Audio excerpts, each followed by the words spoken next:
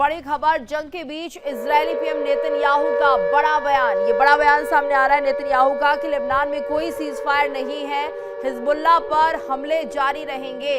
Israel पहले से कहीं ज्यादा मजबूत है, तो हमने ईरान को कमजोर कर दिया है। नेतन्याहू का एक बड़ा दावा सामने आ रहा है। लेबनान में जिस तरह से हमले हो रहे हैं ऐसे ही जारी रहेंगे। जंग के बीच इजरायली पीएम नेतन्याहू का बड़ा बयान।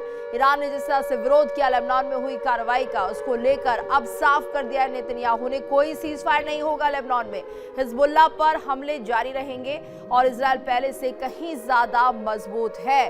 तो यहाँ पर एक बड़ा दावा है नेतन्याहू का कि उन्होंने ईरान को कमजोर कर दिया है और ये जो हमले हैं वो लेबनान में ऐसे ही जारी रहेंगे। तो देखिए, जंग के बीच इजरायली पीएम नेतन्याहू का एक बड़ा बयान सामने आता है। हालांकि जिस तरह से ईरान ने विरोध किया था, यहाँ पर उम्मीद ये लग रही थी कि हो सकता है लेबनान को लेकर एक प्रेशर जो है वो इजरायल पर पड़े, लेकिन ऐसा नहीं हुआ। बहुत ही साफ शब्दों में नेतन्याहू ने इस बात को कह दिया है कि वो इसी तरह से हमले जारी रखेंगे। लेबनान में कोई सीजफायर नहीं होगा, क्योंकि लेबनान को लेकर कोई बात हुई ही नहीं है। तो हिजबुल्लाह पर इसी तरह से हमले जारी रखे जाएंगे इजरायल की तरफ से। ये बड़ा बयान माना जा रहा है। ईरान को लेकर भी कहा कि हमने ईरान को कमजोर कर दिया है और ऐसे में इजरायल पहले से ज्यादा मजबूत हुआ है। नेतन्याहू का ये बड़ा बयान माना जा रहा है। किसी तरह की नरमी हिजबुल्लाह पर नहीं दिखाई जाएगी। लेबनान में कोई सीजफायर नहीं है, तो नेतन्याहू ने बड़ी बात कह दी है, जिसका जिक्र यहाँ पर ईरान कर रहा था कि लेबनान में भी सीजफायर होना चाहिए और ये उनकी शर्तों में रहा है। लेकिन नेतन्याहू यहाँ पर कह रहे हैं कि कोई सीजफायर वहां पर नहीं होगा, क्योंकि किसी भी तरह की शर्त रखी नहीं गई थी कि लेबनान में सीजफायर इजरायल की तरफ से होगा। तो ये हमले यूं ही जारी रहेंगे और बहुत ही साफ शब्दों में बात अब नेतन्याहू कह रहे हैं। चलिए बता दें आपको, इजरायल ने बेरूत पर हवाई हमला किया है। बेरूत में जेमेज इलाके को निशाना बनाया है और हमले के बाद इलाके में भीषण आग लग गई है। ये बड़ी खबर इस वक्त आपको बता रहे हैं। इजरायल ने बेरूत पर हवाई हमला किया है। बेरूत में जेमेज इलाके को निशाना बनाया गया। हमले के बाद इलाके में भीषण आग लगी है। एक बार फिर से इजरायल ने बेरूत पर हमला किया। यहाँ पर जेमेज इलाके को निशाना बनाया गया है और इस हमले के बाद इलाके में भीषण आग लग गई है। तो लगातार जो दावे किए जा रहे थे इजरायल की तरफ से कि वो हमला करना नहीं छोड़ेंगे, अब ऐसा ही दिख रहा है। और सीधे तौर पर ये माना जाए कि बेरूत पर हवाई हमला किया गया है, तो बेरूत में जेमेज इलाके को निशाना बनाया गया है और हमले के बाद इलाके में भीषण आग लग गई है। और इस वक्त हमारे साथ हमारे दो सहयोगी जुड़े हुए हैं, साथ ही मेहमान भी हमारे साथ जुड़ गए हैं। ग्रुप कैप्टन आशीष साई जी हमारे साथ जुड़े हुए हैं, साथ ही डॉक्टर अजिताभ सिंह जी जुड़े हैं जो कि विदेश मामलों के जानकार हैं। इसके साथ साथ हमारे संवाददाता नासिर खान विकास अब्रोल और ज्यादा अपडेट के साथ हमारे साथ जुड़े हुए हैं। सबसे पहले अपने मेहमानों का हम स्वागत करना चाहेंगे। Group captain Ashish ji, doctor Ajitabh जी, आपका बहुत बहुत स्वागत है इंडिया डेली पर। और अपडेट के लिए रुक कर लेते हैं नासिर खान का। नासिर, देखिए जिस तरह से लगातार जो हमले किए जा रहे हैं इजरायल की तरफ से लेबनान में, और सीज फायर की बात को कह दिया है, कोई सीज फायर नहीं है, इसलिए ये हमले हिजबुल्लाह पर यूं ही जारी रहेंगे, और क्या अपडेट? देखिए बिल्कुल जी, तो पहले ही हिजबुल्लाह जो है टेररिस्ट ऑर्गेनाइजेशन मानी गई है पूरे विश्व में, खाली इजराइल में नहीं है। इंडिया ने भी करार दिया है कि हिजबुल्लाह एक टेररिस्ट ऑर्गेनाइजेशन है। उसके खिलाफ जो इसराइल ने दो टोक में कहा है कि इसराइल पे लेबनान पे जो है लगातार हमले हो गए, वही हमले हमने लगातार हमने देखे। वही ट्रंप की तरफ से अगर देखा जाएगा, जो सीज फायर में जो टर्म्स एंड कंडीशंस रखी गई है उस पर भी साफ इनकार जो है इसराइल ने किया है कि जब तक लेबनान में हिजबुल्लाह जैसे आतंकी जो है वो रहेंगे, उन पे जो है हमले किए गए। वैसी वैसी तस्वीर हमें लगातार कल से देखने को मिली है कि इसराइल की तरफ से कई सारे ऐसे इलाकों को निशाना बनाया गया जहां पे हिजबुल्लाह जो है मौजूद है। आपको भी याद होगा कि कासिम सुलेमानी को जब मार गिराया गया, उसके बाद लगातार हिजबुल्लाह पे से ताबड़तोड़ हमलेबाजी की गई। चाहे इसराइल की बात करें या हम उनकी इंटरनल जो पॉलिसीज है उनके हवाले से अगर बात की जाए, तो हिजबुल्लाह को जो है लगातार टारगेट किया जा रहा है। वही तस्वीरें कल से लगातार आ रही है जहां पे भी हिजबुल्लाह के लोग हैं वहां पे उन पे हमले किए जा रहे हैं। उससे कहीं ना कहीं अगर देखा जाएगा, ट्रंप की जो सोशल मीडिया पे भी उन्होंने कई सारे पोस्ट्स किए हैं, वो पोस्ट्स जो है उसके खिलाफ जो है पाकिस्तान ने भी कहा कि जब तक जंग नहीं रुकेगी, तो ईरान ने भी दो टोक में कहा कि जब तक लेबनान पे ये जंग नहीं रोकी जाएगी तब तक जो है स्ट्रेट हॉर्मोज जो है वो बंद रहेगा। लेकिन फिर से हमने देखा कि कल से लगातार जो पोस्ट्स आ रहे हैं, चाहे हम इसराइल की बात करें, इसराइल फॉरेन मिनिस्टर्स की, डिफेंस एक्टिविस्ट्स की अगर बात करेंगे, उनका भी दो टोक अल्फाज में कहना है कि लेबनान पे हमला तब तक होगा जब तक हिजबुल्लाह वहां से खत्म नहीं हो जाएगा। उसके बिल्कुल, बाद यानी कि उन्होंने लेबनान पाकिस्तान पर को भी किसी भी आड़े तरह हाथ लिए से है। इजराइल झुकने को तैयार नहीं है विकास, और ये क्या माना जाए, इसका असर बड़ा पड़ता हुआ दिखाई दे रहा है। ईरान जो है वो लगातार इस बात को कह रहा है कि लेबनान पर हमले रोके जाएं, लेकिन अगर ये हमले नहीं रुकते तो क्या ईरान बड़ा फैसला ले सकता है, उसकी तरफ से भी जवाबी कार्रवाई हो सकती है? देखिए, बिल्कुल लगातार जिस तरह के अभी हालात बढ़े हैं, ऐसे में कहीं न कहीं इज़राइल की चाहता है कि हिजबुल्लाह को खत्म किया तो ईरान की ताकत में फर्क पड़ेगा, बिकॉज़ ईरान की बैकअप सपोर्ट जो है हिजबुल्लाह कहीं न कहीं है, और वो दिखाया भी है इस युद्ध में। जब भी जैसे ईरान पे हमला हो तो हिजबुल्लाह ने भी जो है रिटेलिएशन फायर जो किया है इज़राइल पे और अन्य जगहों पर। तो ऐसे में अगर हिजबुल्लाह खत्म होता है तो ईरान की ताकत में फर्क पड़ेगा, और यही इज़राइल चाहता है। इसीलिए वो लगातार लेबनान में हमले करके हिजबुल्लाह को खत्म करने की कोशिश कर रहा है, ताकि उस पूरे वेस्ट एशिया में वो अपना वर्चस्व बना सके और ईरान जो है वो सेकंड पावर में आ जाए।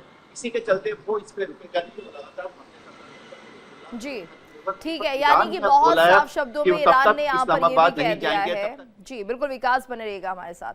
बहुत ही साफ शब्दों में यहाँ पर ईरान की तरफ से जिस तरह से लेबनान को सपोर्ट किया गया, इजराइल ने कह दिया है कि वो किसी तरह का सीज फायर नहीं करेंगे, हिजबुल्लाह पर यूं ही हमले जारी रहेंगे। चलिए ठीक है, साहिद जी का हम रुख कर लेते हैं। सर, आपसे समझना चाहेंगे, आखिर ये बहुत साफ शब्दों में जो बात कही गई है नेतन्याहू की तरफ से, सीज फायर नहीं होगा, इसका क्या कुछ प्रभाव ईरान पर पड़ता हुआ दिखाई दे रहा है?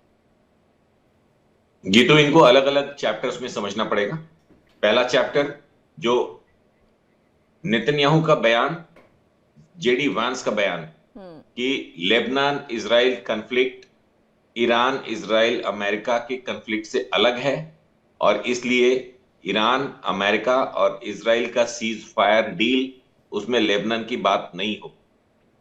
इसी के पलट में पाकिस्तान के प्राइम मिनिस्टर ने, किसी छोटे मोटे आदमी ने नहीं, बोला है ऑन रिकॉर्ड कि लेबनान भी इस डील का हिस्सा है जो अमेरिका, ईरान और इजराइल के बीच हुई है। जी। तो पहले तो पाकिस्तान के प्राइम मिनिस्टर, जो कि मेन हब थे इस पूरे डिस्कशन का, नेगोशिएशन का, एज अ मीडिएटर थे, एज अ मैसेंजर थे, हमें इंटरेस्ट नहीं है। आज भी वो इस डील को आगे ले जाना चाहते, लेकिन सीज फायर का भी वो हिस्सा थे अलॉन्ग विद चाइना।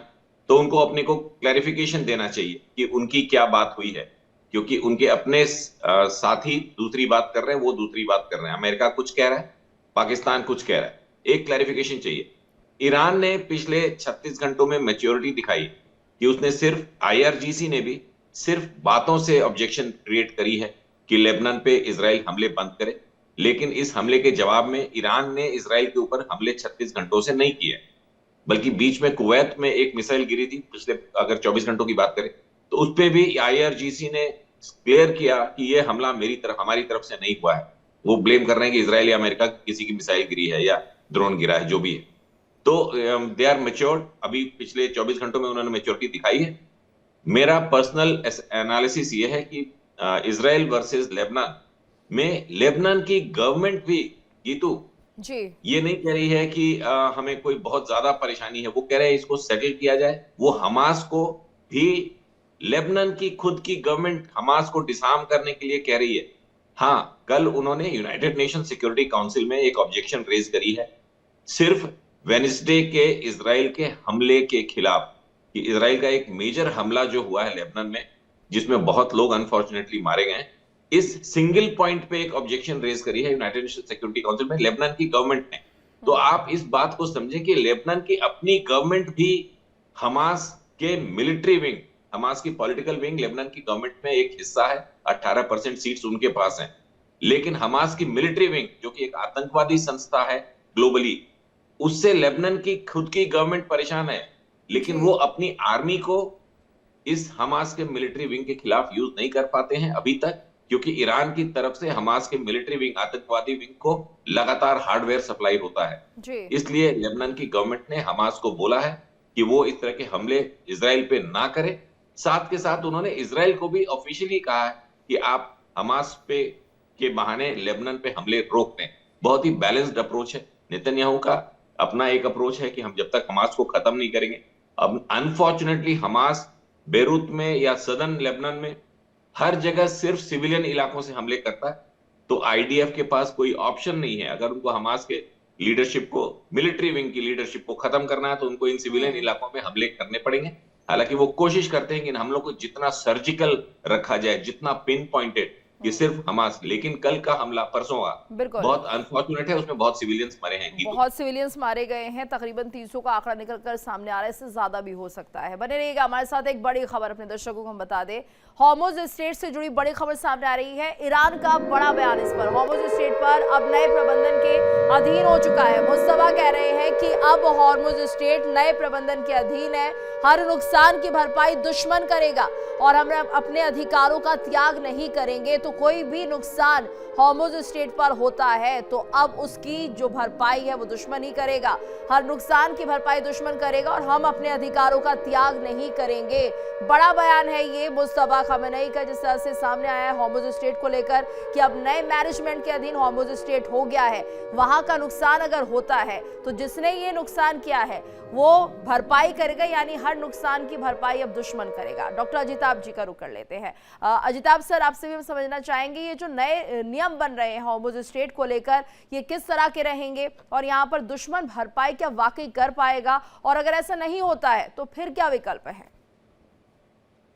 देखिए गीतू जी, बहुत सारे मुद्दे हैं जिसपे अभी एकमत होना बाकी है, इसीलिए तो बातचीत हो रही है। बट द वेरी फैक्ट कि बातचीत हो रही है, दोनों पक्ष खास करके ईरान और अमेरिका तैयार हैं और इस्लामाबाद में बातचीत होने की पूरी तैयारी हो रही है। ये एक बहुत बड़ा पॉजिटिव आउटकम मैं कहूँगा एज ऑफ नाउ। दूसरी तरफ जो मुद्दे हैं, खास करके यहाँ पे आप देख लीजिए कि दोनों चाहते हैं कि संघर्ष रुके, लेकिन जो मुद्दे हैं अपनी जगह विद्यमान हैं। आपने जैसे हॉर्मुज़ की बात की, सबसे बड़ा तो वही है कि हॉर्मुज़ से आवाजाही अभी तक प्रॉपरली शुरू नहीं हुई है और टर्म्स एंड कंडीशंस लगते जा रहे हैं, बढ़ते जा रहे हैं। उसमें एक बड़ा मुद्दा है कि टोल टैक्स जो लगाने की बात है, किसी न किसी रूप में मुआवजे की जो बात अभी मुस्तफा खamenei की तरफ से भी आई है, तो ये सारे मुद्दे जिसका शायद इस पे स्वीकारोक्ति नहीं होगी, क्योंकि इंटरनेशनल कम्युनिटी एक इंटरनेशनल वाटर कॉरिडोर में टैक्स लगाना और कोई चार्ज करना, ये आज तक नहीं हुआ है। ये अमेरिका के इस युद्ध ने ईरान की को कंपेल किया कि भाई इतनी डैमेज हुई है तो उसकी भरपाई होनी चाहिए।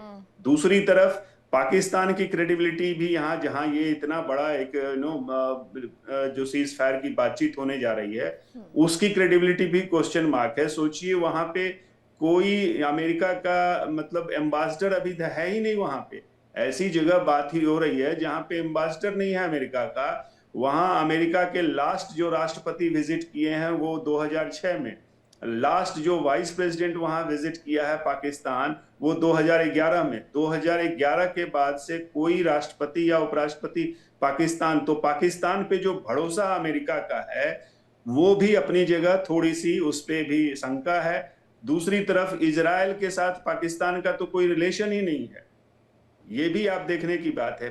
और ईरान की जो जहां तक बात है, ठीक है उसकी अपनी मजबूरियां हैं, इसलिए उसने, चूंकि पाकिस्तान में सबसे सेकंड लार्जेस्ट शिया कम्युनिटी है और बॉर्डर बहुत बड़ा है और पाकिस्तान की अपनी, तो समहाउ हम पॉजिटिव इससे यही देख रहे हैं कि बातचीत हो रही है। अब बातचीत में ही उसके पहले जो भूमिका बांधते हैं दोनों पक्ष अपनी तरफ से, वो भूमिकाएं चल रही हैं।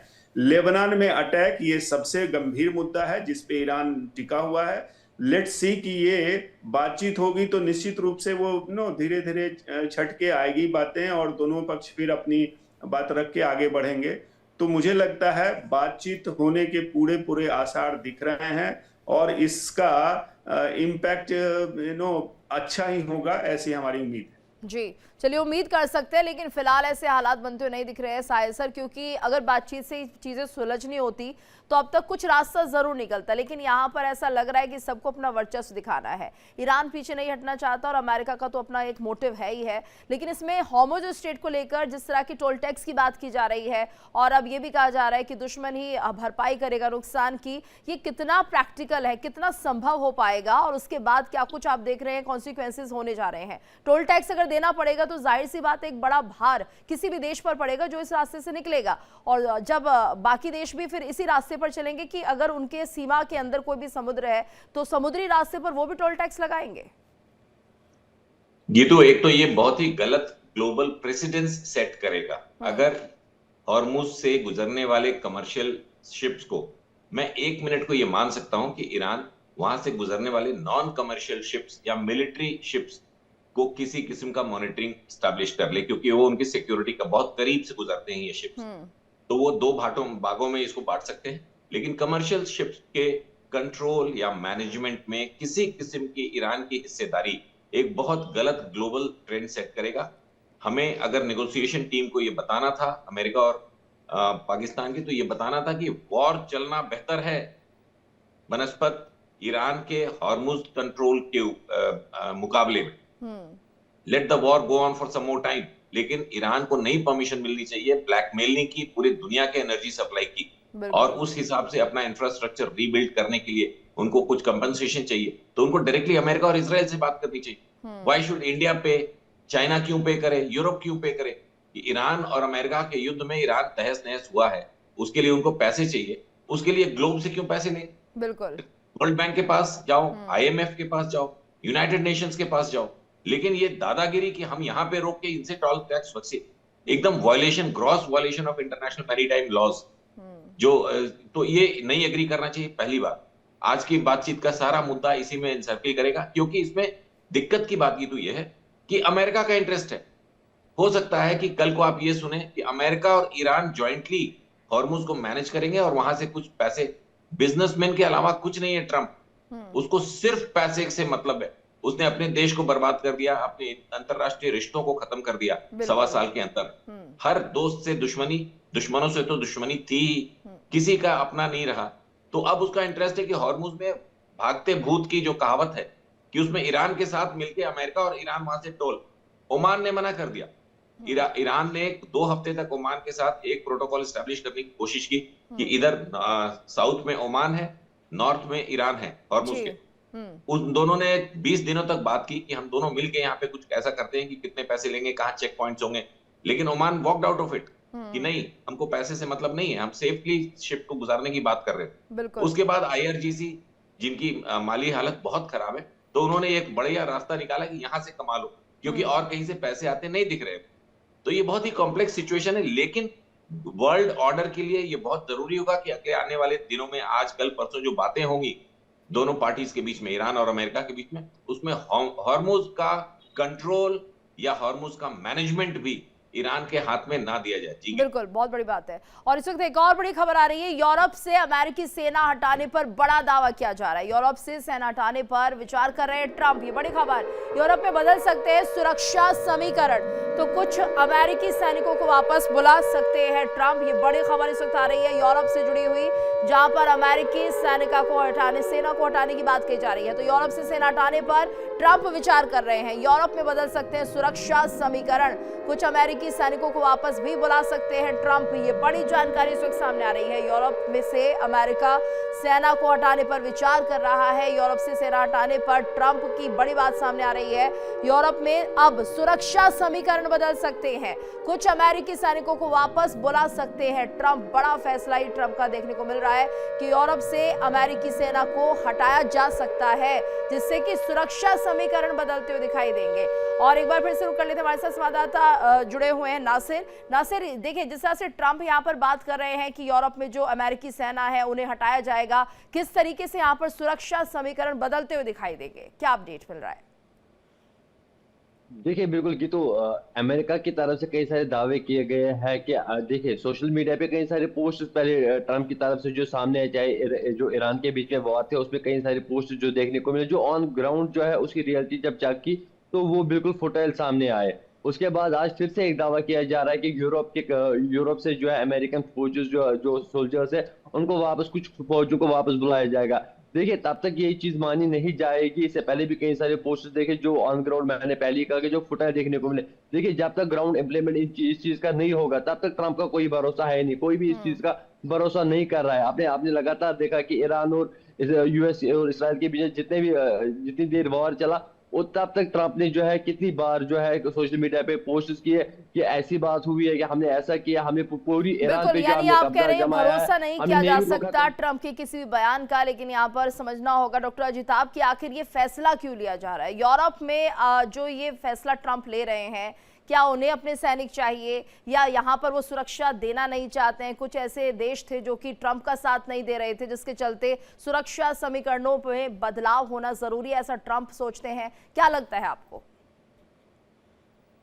ट्रंप देखिए, ट्रंप ने पहले ही कह दिया है, एक तो नेटो से जो उम्मीद उन्होंने बांध रखी थी कि इस वॉर में वो यूरोप का सपोर्ट मिलेगा, नेटो का सपोर्ट मिलेगा, वो नहीं आया।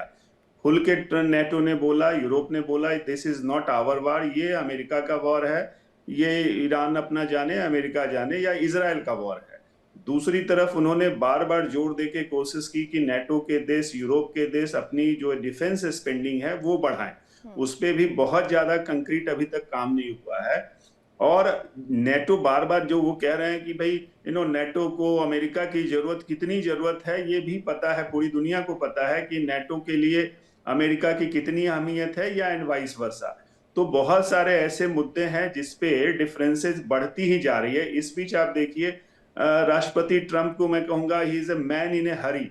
अभी उनको बहुत सारे ऐसे डोमेस्टिक प्रेशर तो बहुत ज्यादा है। नवंबर में मिड टर्म इलेक्शन है, उसके पहले लगभग 85 सीनेटर्स ने उनके अगेंस्ट में अमेंडमेंट 25 जो कहते हैं, या इम्पीचमेंट का, इस तरह की भी बातें अब धीरे धीरे और जोर पकड़ रही हैं। उनकी खुद पार्टी के लोग भी उनके अगेंस्ट बोलने लगे हैं, मिनिस्टर्स की तो इस तरह से कई ऐसी बातें हुई हैं जिसका डोमेस्टिक प्रेशर तो है ही, लेकिन इंटरनेशनल प्रेशर भी उन पे ज्यादा है। अभी देखिए, जो यूके के किंग हैं, किंग चार्ल्स जाने वाले हैं इसी महीने अमेरिका। दूसरी तरफ ट्रंप को खुद चीन जाना है, तो चीन से बहुत बड़ा उनके जो मतभेद रहे हैं, व्यापारिक इंटरेस्ट भी रहे हैं, डिफेंस को लेके, अंतर्राष्ट्रीय इश्यूज को लेके, तो चीन का भी उनका मुद्दा है। अभी कई सारे ऐसी चीजें हैं जिसपे, प्लस जो युद्ध में उन्होंने प्रॉमिस की, ऑलरेडी वो युद्ध को ना पास्ट टेंस में अभी से वो बोलना शुरू कर दिए हैं कि अमेरिका जीत गया, हमने हॉर्मुज खोल लिया, हमने ये कर लिया। तो ये दिखाता है कि वो बड़ी हड़बड़ी में दिख रहे हैं, जल्दीबाजी में वो प्रूव करना चाहते हैं कि जो उन्होंने प्रॉमिस किया वो सारे अचीव हो गए। बिल्कुल, अपने आप को ये दिखाना कि देखिए अमेरिका सुपर पावर है, और ऐसे में यूरोप में जिस तरह से सेना हटाने की बात की जा रही है, शायद सर ये बहुत जरूरी है कि ट्रंप यहाँ पर जो है कोई बड़ा बदलाव इसलिए चाहते हैं कि उन्हें दिखाना है कि अगर हमारी सेना वहां नहीं रहेगी तो आपकी कोई सुरक्षा नहीं है। यानी किस तरह से सुरक्षा समीकरण यहाँ पर बदलेंगे, आपको क्या इसका असर और बड़ा प्रभाव दिख रहा है? ये तो हम इसको थोड़ा सा वाइडर टर्म्स में समझते हैं। वॉर्सो के कोलैप्स के बाद, वॉर्सो पैक्ट के कोलैप्स के बाद, जो कि ऑटोमेटिक कोलैप्स था जब यूएसएसआर बट गया, उसके बाद नाटो की रेलेवेंस खत्म हो जानी थी। नाटो का पूरा अस्तित्व जो है वॉर्सो पैक्ट की कंट्रीज से बचाव के लिए था, कि एक मेजर बाइपोलर वर्ल्ड था, रशिया, यूएसएसआर वर्सेस अमेरिका। जब यूएसएसआर डिसइंटीग्रेट हो गया तो नाटो को खत्म हो जाना चाहिए था। उसके बाद नाटो ने वॉर्सो पैक्ट की कुछ कंट्रीज को नाटो में शामिल कर लिया। उनकी main hostile countries Poland, Yugoslavia, Czechoslovakia थे, जो मेजर पावर्स उस समय के, सेकंड वर्ल्ड वॉर के तुरंत बाद की मैं बात कर रहा हूं। उसके बाद से नाटो फिर भी बना रहा। बना क्यों रहा? क्योंकि अमेरिका का ये थिंक टैंक सोचता था कि हम यूनिपोलर की तरफ चले जाएंगे, पूरी दुनिया को नाटो कवर करेगा एक्सेप्ट फ्यू कंट्रीज, चाइना है, रशिया है। उसके बाद उन्होंने यूक्रेन को इसमें शामिल करने की बात की, तो काउंटर बैलेंस रशिया। अब ट्रंप के इंटरेस्ट है रशिया में, तो उनको किसी बहाने के तहत नाटो को खत्म करना था। उन्हें एक अच्छा बहाना मिला, तो उन्होंने जेलेंस्की साहब को क्लियरली बोला कि तुम नाटो में नहीं आ रहे हो। फिर नाटो को बड़े ही मेथोडिकल तरीके से, आप इसकी क्रोनोलॉजी समझें, धीरे धीरे करके उन्होंने नाटो की विश्वसनीयता खत्म करी। फिर उसके स्पेंडिंग कम करी कि अब हम इतना पैसा नहीं देंगे, 2% नाटो कंट्रीज देती हैं अदर देन अमेरिका, उसको 5% करो। फिर उनकी मिलिट्री सप्लाई पर रोक लगानी, और अब ये यूरोप से विड्रॉ करने की बात कर रहे हैं। तो ट्रंप एक बहुत ही मेथोडिकल तरीके से नाटो को खत्म करना चाह रहे हैं, ताकि रशिया में उनके बिजनेस इंटरेस्ट को ज्यादा रिस्क ना रहे। उसके साथ ही उन्होंने यूक्रेन की हार्डवेयर सप्लाई को धीरे ईरान की तरफ शिफ्ट किया हुआ है। तो ही इज इस समय इस वॉर से गीतू सबसे ज्यादा गेन रशिया का है। उनकी इकोनॉमी रिवर्ट हो रही है, उनका यूक्रेन का खतरा खत्म हो रहा है, और बहुत चांसेस हैं कि इस बार के रशियन विंटर्स के पहले रशिया यूक्रेन में अगर सीज फायर हुई तो Russia will hold good amount of Ukrainian land. Ukraine के अंदर जितना वो घुसे हैं पूरा रिट्रीट नहीं करेंगे। सीज फायर यूक्रेन में रशिया की मिलिट्री प्रेजेंस के साथ होगी, ये बात आपके दर्शक समझे। तो नाटो का खत्म होना अगर ट्रंप रह गए, इसीलिए अमेरिका में जो ट्रंप के विरोधी हैं, सारे डेमोक्रेट्स और कुछ रिपब्लिकन्स, वो ट्रंप को अब जल्दी से हटाना चाहते हैं। देखिए इंडिया डेली 24/7 अब आपके स्मार्ट टीवी पर। इंडिया डेली मौजूद है सभी डिजिटल प्लेटफॉर्म पर लाइव और लगातार। इंडिया डेली 24/7 हर दिन राष्ट्र को समर्पित।